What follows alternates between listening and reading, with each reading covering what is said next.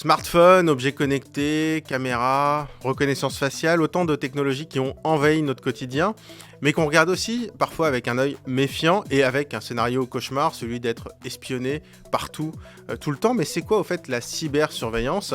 Qui nous surveille? Si on nous surveille, et pourquoi? Est-ce qu'il faut devenir parano pour protéger sa vie privée? Bienvenue dans Métadonnées, le podcast qui revient aux fondamentaux de la tech.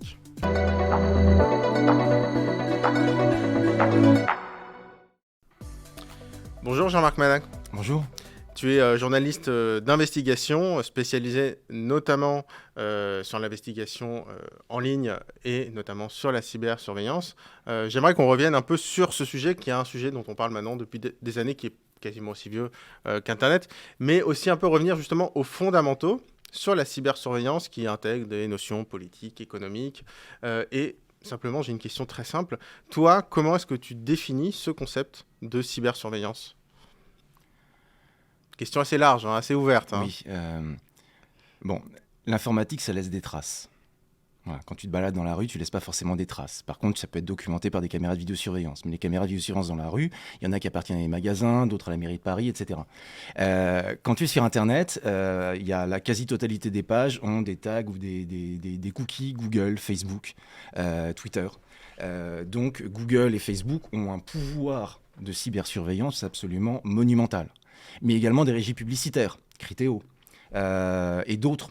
Et puis, il y a énormément de data brokers, des gens dont le métier est de récupérer toutes les traces des internautes pour ensuite arriver à les monétiser, à les revendre. Et en fait, dans le business des data brokers, qui est un énorme business sur le web, c'est pour arriver à savoir, je veux afficher cette page aux hommes de 25 à 35 ans qui habitent à Lille.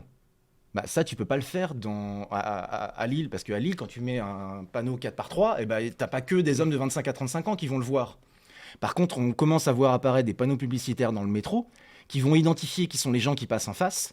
Et en fonction, si c'est une femme, si c'est un homme, s'il a moins de 25 ans, s'il a plus de 50 ans, la publicité va s'afficher différemment. Juste, je me permets une petite parenthèse. Ça veut dire que pour toi, la publicité ciblée, alors maintenant on y est tous habitués quand même sur Facebook, Instagram, tous les réseaux sociaux, on voit de la publicité qui nous est adressée à nous en fonction du site qu'on vient de visiter.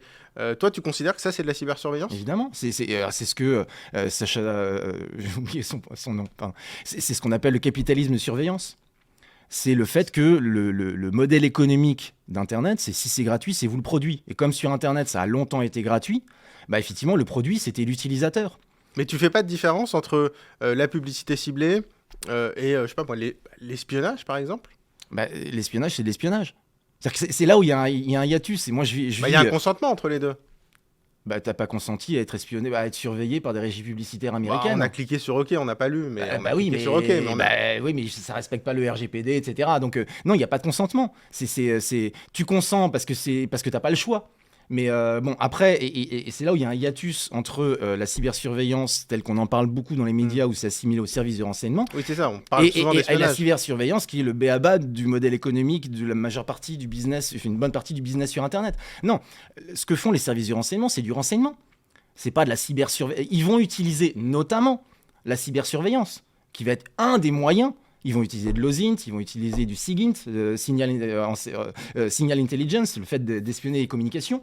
Ils vont utiliser plein de techniques de ce qu'on appelle des capteurs, ce qu'ils appellent des capteurs dans les services de renseignement. Le problème, c'est que jusqu'aux révélations Snowden, tout le monde s'en foutait un petit peu de ces questions-là, que ce soit des services de renseignement techniques, type NSA, ou des modèles économiques, des GAFAM et de la publicité sur Internet. Alors, tu peux juste nous rappeler très rapidement les révélations Snowden. Edward Snowden, en juin 2013, donc c'est un ancien analyste de la CIA et ensuite de la NSA, contractuel à la NSA, qui, parce qu'il y avait un haut responsable du renseignement américain, avait été interrogé au Congrès américain. On lui avait demandé, est-ce que vous surveillez des Américains ? Et il avait répondu, pas intentionnellement. Ça peut peut-être arriver, mais pas intentionnellement. Et ça, Snowden, il avait la preuve que c'était faux. Parce qu'à l'époque, il y avait un programme qui était fait, un programme secret, avec les principaux opérateurs de téléphonie américains, qui faisait que les métadonnées, pas le contenu, mais le contenant, savoir quel numéro de téléphone à qui, pendant combien de temps, à quelle heure, depuis quel endroit. Donc c'est ce qu'on appelle les métadonnées, donc c'est le contenant, pas le contenu. Donc les métadonnées des communications qui pointait vers un certain nombre de pays à l'étranger, donc typiquement les pays qui étaient en conflit ou voire en guerre avec les États-Unis, étaient surveillés. C'est-à-dire que Et donc des Américains qui téléphonaient dans tel pays surveillé, et leurs métadonnées étaient captées. Et donc ça, Snowden, il avait la preuve que ce que venait de déclarer le responsable du renseignement américain était faux. Et donc ça l'a énervé. Et lui, Snowden, il a un profil qui était un peu qui est clairement libertarien, protecteur de la vie privée, donc c'est assez étonnant qu'il ait choisi de bosser à la NSA. Voilà. Et donc ce qu'il a fait, c'est qu'il a passé des mois à essayer de convaincre Glenn Greenwald, qui est un blogueur, avocat, qui était en fight contre l'administration américaine, de sortir des documents. Et une fois qu'il a réussi à le convaincre, une histoire assez rocambolesque, il lui a confié des centaines de milliers, on ne sait pas exactement combien, de documents qu'il avait siphonnés, qu'il avait aspirés de l'intérieur de la NSA, qui sont des modes d'emploi de logiciels, qui sont des descriptions d'opérations, qui sont, enfin, c'est tout ce qu'on peut imaginer comme documents qui peuvent émaner d'un service de renseignement. Et il les a confiés à Glenn Greenwald en lui faisant promettre de ne pas divulguer l'identité d'agents des renseignements américains et de pratiquer l'éthique, la déontologie journalistique pour ne pas mettre en danger des programmes américains. Et donc c'est là où on a une saga qui a duré pendant 2-3 ans, où il y a eu énormément de documents qui ont été rendus caviardés, au sens où c'était pas l'intégralité des documents, c'était des extraits de documents qui ont été rendus publics et qui ont laissé entendre qu'il y aurait de la surveillance de masse effectuée par la NSA. Et uniquement sur les métadonnées ?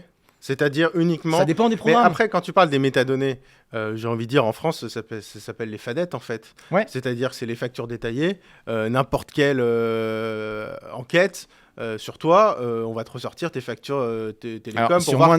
ça dépend, parce que moi, je suis journaliste. Donc, si c'est sur moi, en tant que j'ai eu un comportement de... J'ai commis un crime ou un délit. Voilà, sur un citoyen qui ne serait pas journaliste. Au sens où les journalistes, les avocats, les parlementaires... Oui.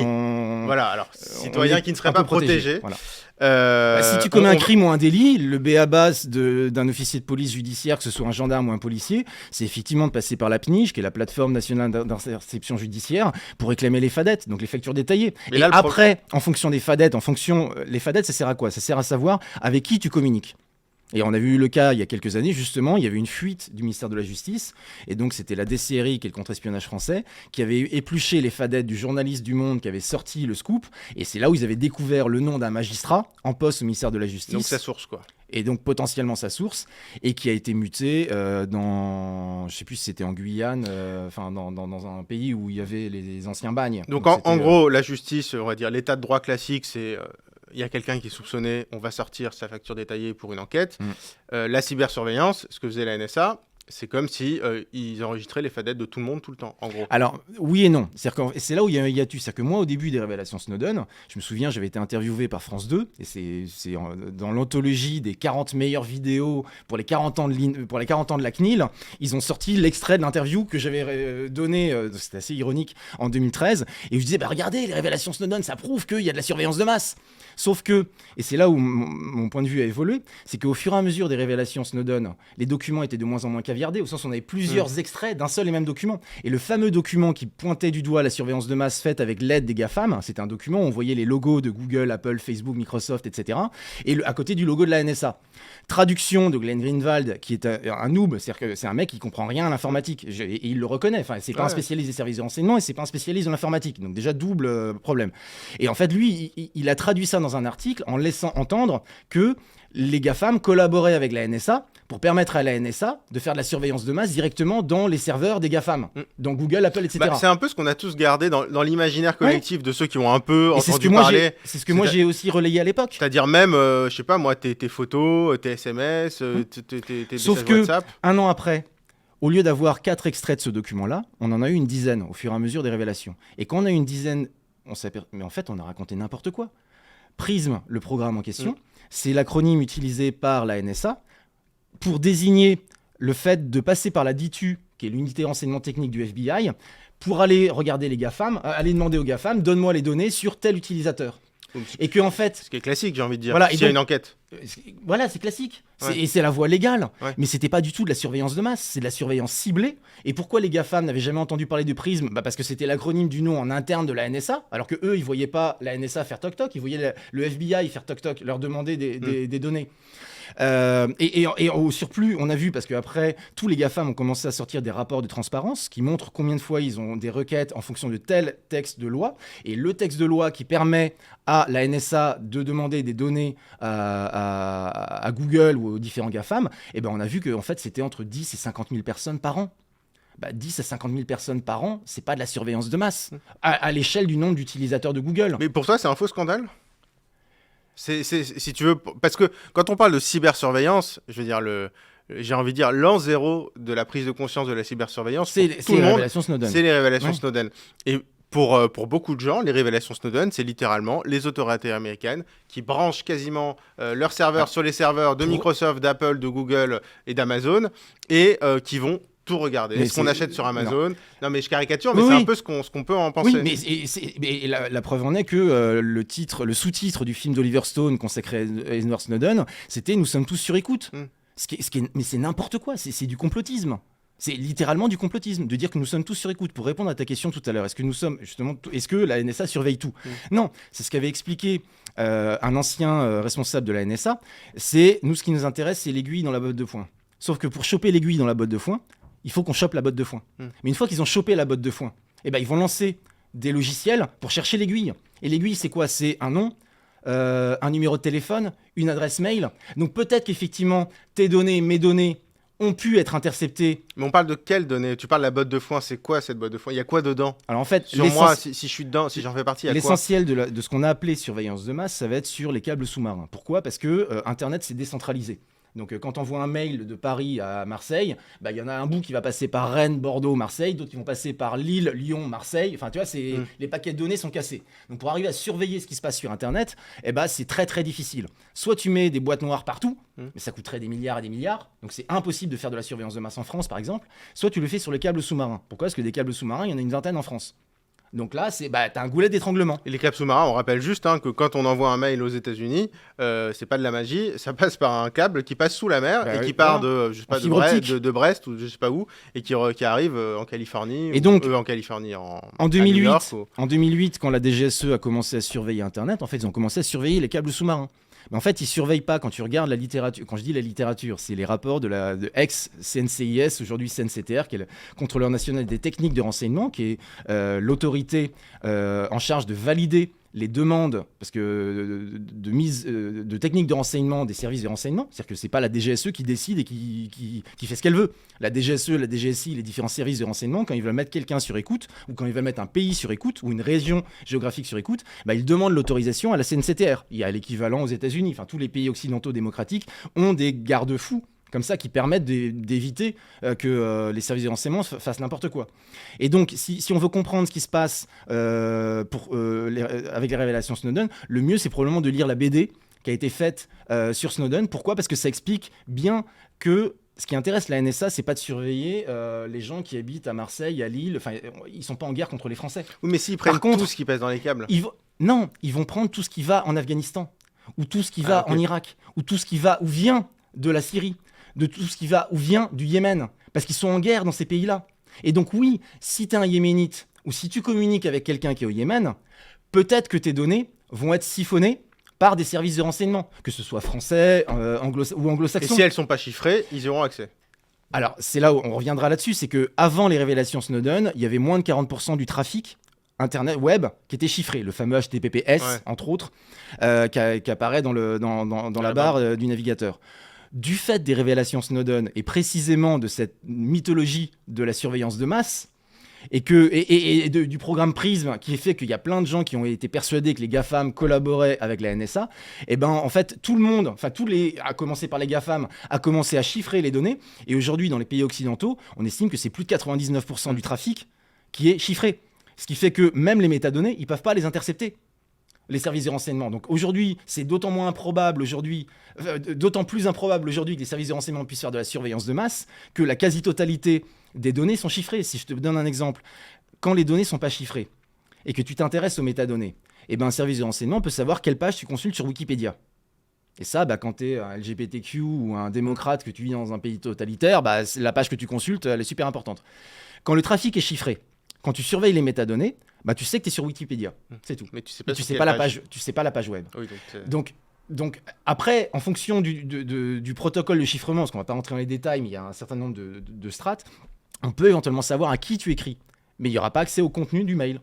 Mais par exemple... Et donc, pour répondre concrètement, donc oui, la BD sur Snowden montre bien que, effectivement, à quoi sert la surveillance de masse. On surveille tout ce qui se passe en Afghanistan, tout ce qui se passe au Yémen, pour arriver à identifier le numéro de téléphone portable de quelqu'un qu'on sait qu'il est terroriste, pour arriver à trouver ses adjoints. Et quand ils font une réunion, parce que tous les numéros de téléphone portable des gens qu'on a qu'on a identifiés comme terroristes se géolocalisent au même endroit, là on balance la bombe.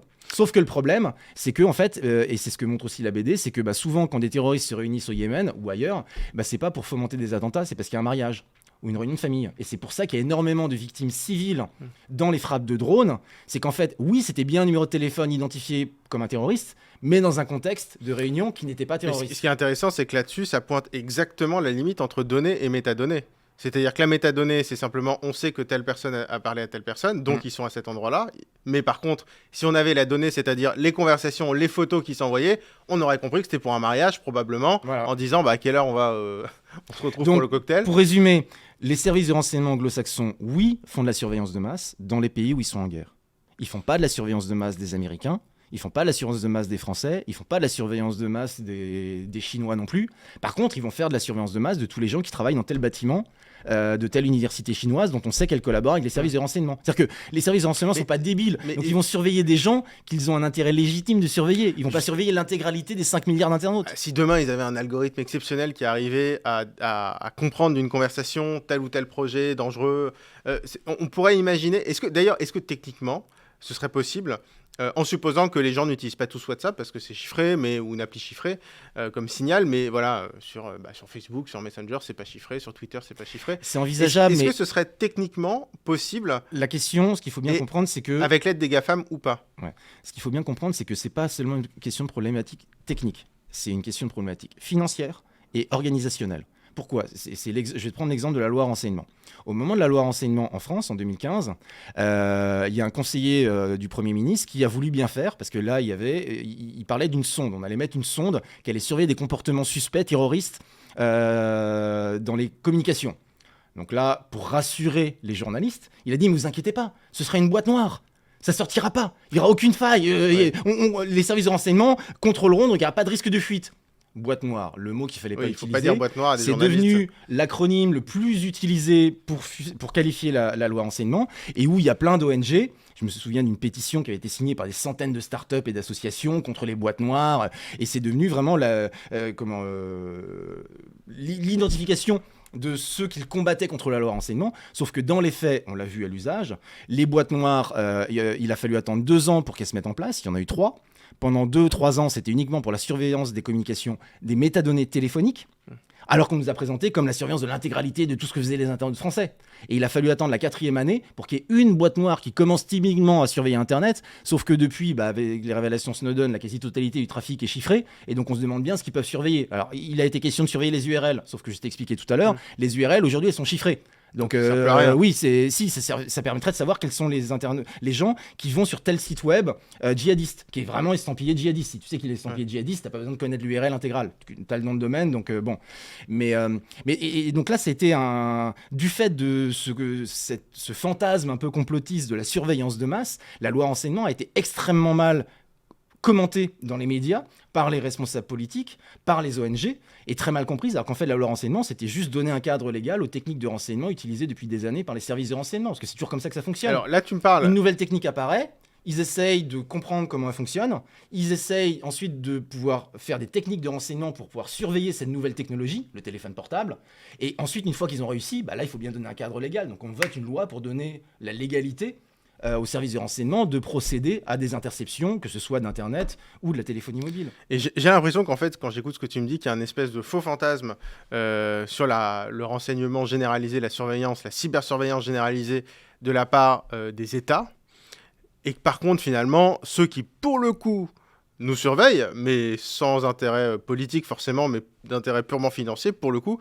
c'est, j'ai envie de dire, je ne vais pas dire les GAFA parce que c'est des business models très différents, mais voilà, les acteurs... Les data brokers. Les géants du web, quoi, pour faire simple. Tout à l'heure, je t'expliquais que... Et eux, pour le coup, tu dis qu'ils nous surveillent. Ouais.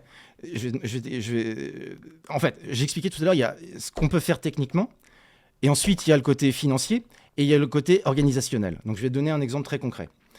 Techniquement parlant, imaginons, la NSA, elle a tout le budget qu'elle veut, et elle décide de surveiller les musulmans du monde entier. Bon, bah, elle va surveiller tous les pays où il y a des musulmans. Ça fait beaucoup de pays. Donc ça veut dire que financièrement parlant, ça va coûter une blinde. Et qu'ensuite, il y a tellement de musulmans un peu partout que il va falloir payer des analystes pour vérifier que ce que les intelligences artificielles ont identifié, parce qu'ils ne sont pas non plus complètement débiles. Donc c'est parce qu'une intelligence artificielle désigne quelqu'un comme, pour reprendre l'exemple de la réunion des terroristes au Yémen, c'est pas parce qu'il y a 3 numéros de téléphone de terroristes qui se réunissent et qu'il y a plein de gens que c'est forcément une réunion terroriste. Ça peut être un mariage. Donc il faut forcément qu'il y ait une validation humaine. A contrario, si tu passes par des data brokers qui vont utiliser toutes les applications de téléphone portable téléchargées par les musulmans pour savoir à quelle heure faire la prière et qui revendent les données, parce que eux, ils savent les numéros de téléphone de tous les gens qui ont téléchargé l'application pour savoir faire la prière. Donc, qu'est-ce qu'on voit apparaître depuis quelques années maintenant dans la presse américaine ?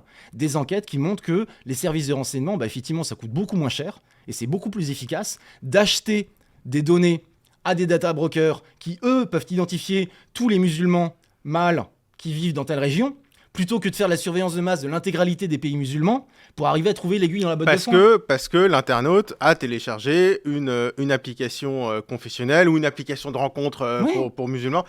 On a eu le cas en fait, le meilleur mouchard, c'est celui qu'on accepte de mettre sur son smartphone soi-même. On a eu le cas il y a quelques années, au moment de je ne sais plus quelle intifada, où il y a un certain nombre d'officiers du renseignement israélien qui ont fait défection en disant que pour eux, c'était hors de question qu'ils cautionnent le fait que les services de renseignement israéliens surveillent les applications homosexuelles en Palestine pour arriver à identifier les homosexuels palestiniens et ensuite faire pression sur eux pour qu'ils deviennent des mouchards. Et que eux, là, ils avaient franchi le Rubicon, et que eux, non, oui, on fait du renseignement, mais là, ce qu'on fait, c'est dégueulasse. Et en fait, je peux comprendre pourquoi les services de renseignement israéliens utilisaient les applications effectivement homosexuelles pour identifier.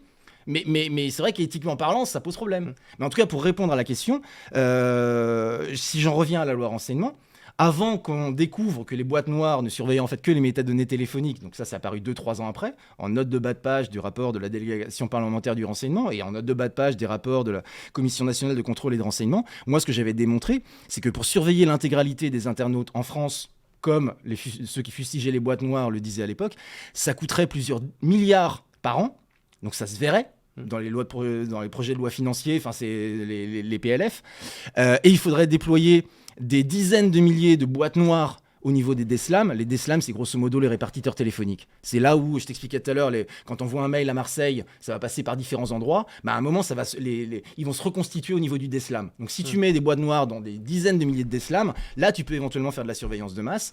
Sauf qu'ensuite, il aurait fallu recruter des dizaines de milliers de personnes. Sur ce qui n'est pas chiffré. Sur ce qui n'est pas chiffré. Oui, donc déjà, t'enlèves le plus croustillant, j'ai envie de dire. Et au surplus, il aurait fallu recruter des dizaines de milliers de personnes pour arriver à traiter toutes ces données-là. Donc c'est un non-sens. C'est un non-sens. Ça n'a aucun intérêt. A contrario, surveiller les URL pour savoir qui sont les gens en France qui se connectent sur tel site dont on sait que c'est un site djihadiste d'Al-Qaïda ou de l'État islamique, là, ça fait sens. Parce qu'il n'y a pas beaucoup. Et effectivement, quand tu regardes dans cette notion de boîte noire, la loi spécifie bien 2 choses. La première, c'est que si on trouve un identifiant français, ça va à la poubelle. Au niveau de la ça c'est la surveillance par exemple, sur les câbles sous-marins. Donc il faut savoir que dans la loi renseignement, la DGSE qui surveille les câbles sous-marins, s'il y a un identifiant français, ça va à la poubelle parce que la DGSE n'a pas le droit de surveiller les Français sur le territoire national. Et eux, c'est extérieur. C'est extérieur. C'est la DGSI qui est le contre-espionnage qui a le droit de surveiller des Français. Mais là, c'est de la surveillance ciblée. Même si elle a accès aussi à certaines des données de la DGSE, parce que maintenant les services de renseignement mutualisent énormément leurs moyens. Mais par contre, les boîtes noires, c'est bien marqué dans la loi que une fois qu'on a identifié des suspects, on n'a pas leur identité. Il faut demander à la CNCTR de lever le doute pour arriver à savoir à qui appartient telle adresse IP. Et donc là, ça devient de la surveillance ciblée. Donc au début, effectivement, ils vont choper la botte de foin pour chercher l'aiguille. Et quand ils ont chopé une aiguille ou 10 aiguilles, là, ils vont demander l'autorisation à la commission de contrôle. Donnez-moi l'adresse IP et donc l'identité de la personne pour qu'on vérifie si réellement c'est un terroriste ou si c'est un journaliste qui s'est connecté au site djihadiste dans le cadre de journaliste ou universitaire ou policier qui s'est connecté mais sans être pour autant un wannabe terroriste. Mais là, tu me parles d'un truc hyper encadré parce qu'on est dans nos démocraties occidentales. Parce que c'est hyper encadré dans nos démocraties occidentales. Voilà, sauf que maintenant... Ce qui est un peu nouveau, c'est qu'on utilise des applications qui ne viennent plus des démocraties occidentales. Évidemment, je pense à TikTok. Aujourd'hui, TikTok, qui est une application chinoise, qui est évidemment, comme toutes les entreprises tech chinoises, sont de fait et obligatoirement liées au Parti communiste chinois. Elles doivent œuvrer dans l'intérêt du Parti communiste chinois. Et TikTok est installé sur des millions de smartphones en France. Donc TikTok a des autorisations sur notre téléphone pour accéder à plein de choses. Là, est-ce que toi, tu parlerais... Enfin, j'ai envie de dire de cybersurveillance. Est-ce que là, on peut parler au moins de risque de cybersurveillance? J'ai pas dit qu'il n'y a pas de cybersurveillance du côté des services de renseignement occidentaux, mais je t'ai expliqué... Non, mais de massif. Voilà, C'est-à-dire...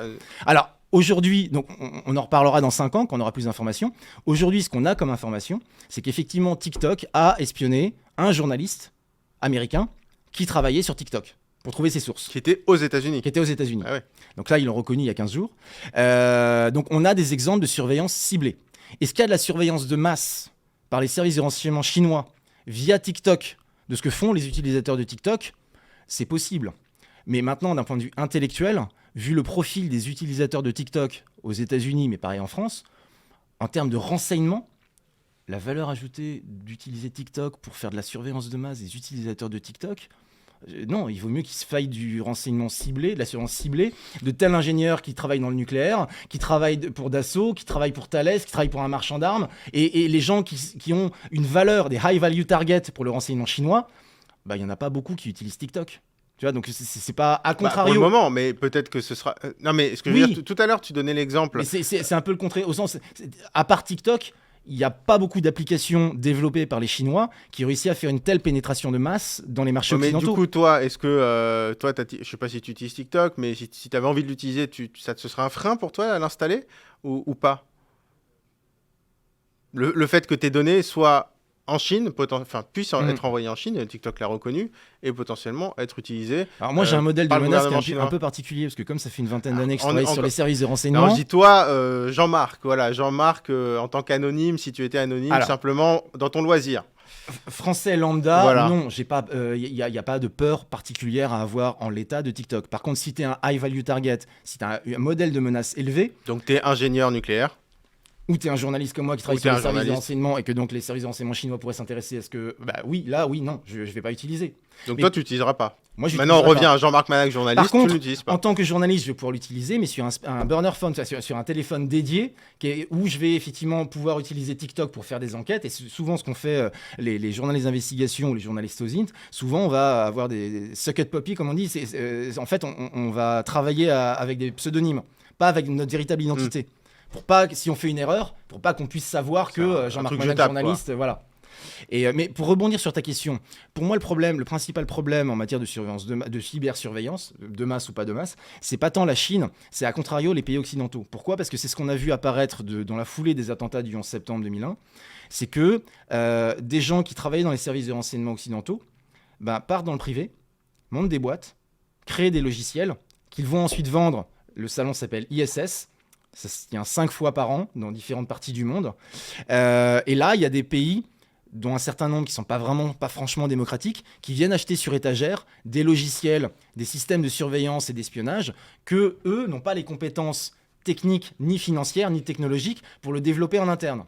Et ça donne ce qu'on avait révélé au moment de la guerre en Syrie, une PME française, Amesis, qui avait vendu un système de surveillance de masse, là pour le coup c'est vraiment de la surveillance de masse, au service de renseignement militaire libyen de Kadhafi, avec l'aval des autorités françaises. Et ça marchait comment ça du coup très rapidement Très rapidement en fait, ça se basait sur quoi ? L'avantage c'est qu'en Libye ils avaient que 2 ou 3 opérateurs fournisseurs d'accès Internet. Donc les communications étaient centralisées, bien plus qu'elles ne l'étaient en France. Et en fait, c'est un logiciel qui passait à la moulinette toutes les métadonnées.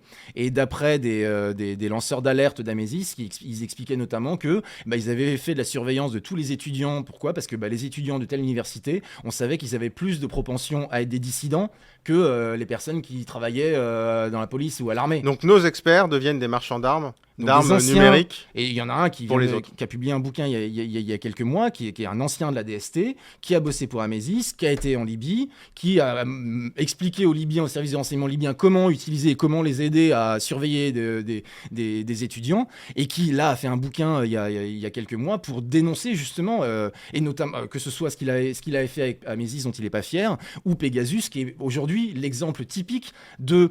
donc Pegasus, c'est quoi ? C'est des anciens de l'unité 8200, qui est donc la NSA israélienne, pour simplifier, qui est considérée comme un des meilleurs services de renseignement technique au monde, qui ont développé un logiciel espion, Pegasus, et qui a été utilisé par la diplomatie israélienne. Grosso modo, on avait le ministre des Affaires étrangères ou le ministre de la Défense israélien qui allait dans des pays avec qui il voulait faire des deals pour devenir ami.